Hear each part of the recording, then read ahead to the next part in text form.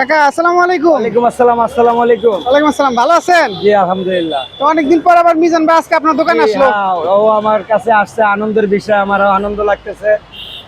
আইসা আমরা একখানে বসলাম, এক ক্যাশে বসলাম, বিভিন্ন লোকে ছবি করলো, আমরা আবারও মিল মোহাম্মত হইলো।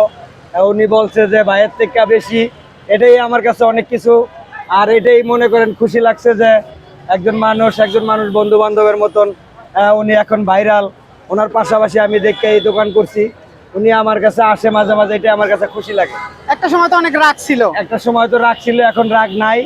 উনিও আমার মতন, আমিও ওনার মতন, দনদনী আমরা এখন ভালো আছি ইনশাল্লাহ। যাক ইনশাআল্লাহ, শত্রুতার তো দরকার নাই। না না, আমরা কোনো শত্রুতা দরকার নাই। অবশ্যই অবশ্যই, এক জায়গা থাকলে মিলমিশ করে জি, থাকতে হবে। এক জায়গায় থাকলে মিল মোহাব্বত জিনিসটাই বেশি ভালো।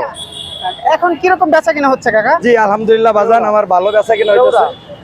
আইটেম কি কি রাখছেন?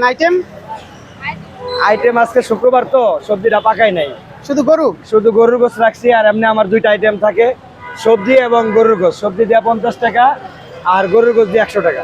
তো আজকে দেখলাম যে মিজান ভাই, ভাইরাল মিজান ভাই আইসা আপনার গলায় ধরে কিছু কথা বললে, হাসি দিল, এটা আসলে ভালো লাগলো। এটা আমার কাছেও ভালো লাগছে।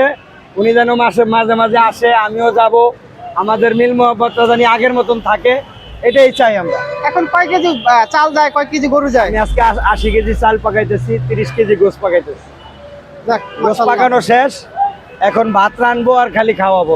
মাশাআল্লাহ, সারাদিন। জি আর এই যে অসহায় মানুষগুলো আসে এখনো? জি, এখনো আসে, প্রতিদিনই আসে। আপনারা দাঁড়ায় থেকে দেখেন, আমি এইভাবে টোকেন যে বলতেছে আমার কাছে টাকা নাই, টোকেন দিয়ে দিতেছি, ওখানে যে খাবার খেয়ে চলে যেতেছে।